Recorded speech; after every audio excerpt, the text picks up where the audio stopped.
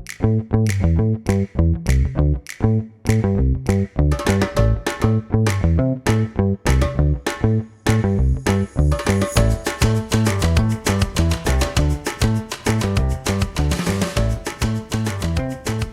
name's Samantha Krop, and I'm the Neuse Riverkeeper with Sound Rivers.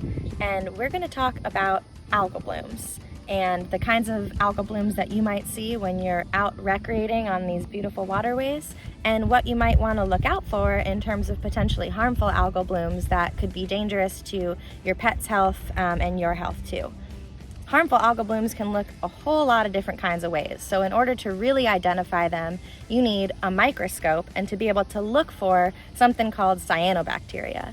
Now that cyanobacteria is the stuff that makes a harmful algal bloom harmful. Those cyanobacteria can be a variety of different kinds. There's a few that occur really regularly in our watersheds that we'll tend to look out for. And those are the kinds of things that, if under the right conditions, they might produce cyanotoxin. Those are the things that we want to look out for in terms of harm to our pets and us. So what's an algal bloom?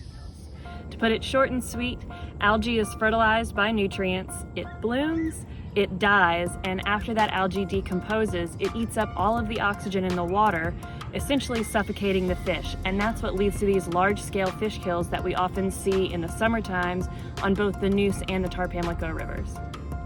My name's Jill Howell. I'm your Pamlico-Tar Riverkeeper and Advocacy Program Manager with Sound Rivers.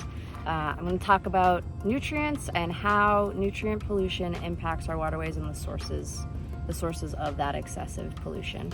So when we think about nutrients, we're usually talking about nitrogen and phosphorus. And while nitrogen and phosphorus are essential for life and for healthy ecosystems, too many nutrients, an excessive amount of nitrogen and phosphorus are actually harmful.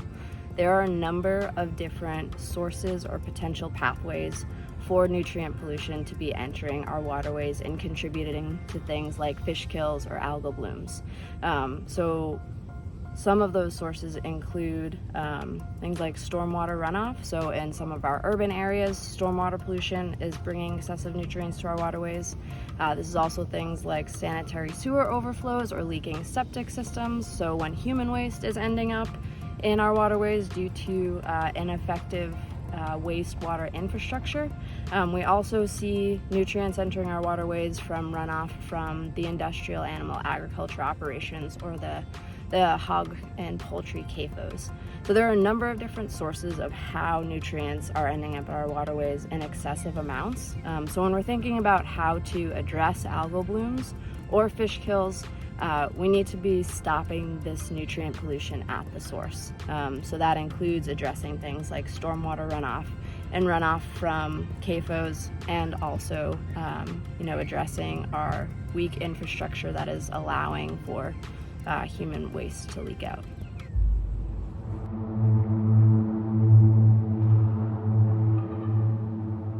Addressing these sources of nutrient pollution, this is what the riverkeepers here do. Addressing these sources before they end up in our waterways is a key component of what we do every day. It's not uncommon, especially in warmer and wetter months, to see algae out when you're recreating. Oftentimes, it's difficult to know the difference between a harmful algal bloom and a non-harmful algal bloom, which is why we have to do more than just look at the water in order to tell if it's truly a harmful algal bloom. And so what we'll do is, upon seeing blue-green algae, which often people describe as looking like pea soup or green paint, but sometimes can look a lot of different ways. If we see an algae that we think looks suspicious, then we'll go ahead and take a water sample. So we'll get a little bit of that sample into our sample jar, and we'll bring that sample back to our office, where we can then look at it under a microscope and look for cyanobacteria, which can then confirm that it is indeed a harmful algal bloom. For instance, here's how cyanobacteria might look under the microscope. If you look closely, the squiggly wiggly that you see on the left is actually a microcystis, and the straight and long squiggly wiggly on the right, that is Dolichospermum. And so those are two different kinds of cyanobacteria that could produce cyanotoxins that could be dangerous to humans and pets.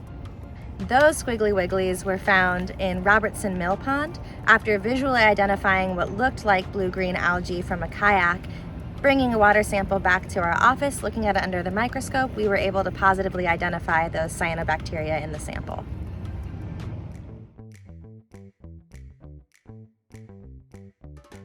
So if you happen to be out on the water and you notice what looks like a harmful algal bloom, you can go ahead and give us a call and we will go out and take a visual look and also get a grab sample, bring it back to our office and see if we can identify it under the microscope. You can also get in touch with the Department of Environmental Quality, who is the agency that we will get in touch with if we do see something that looks like a harmful algal bloom. It is the responsibility of the Department of Environmental Quality to verify any harmful algal blooms that are on the landscape and to also issue a public notice, and in certain cases where the bacteria is present and toxins have been identified, to also issue public closures so that humans and pets can be protected from this potentially dangerous bloom.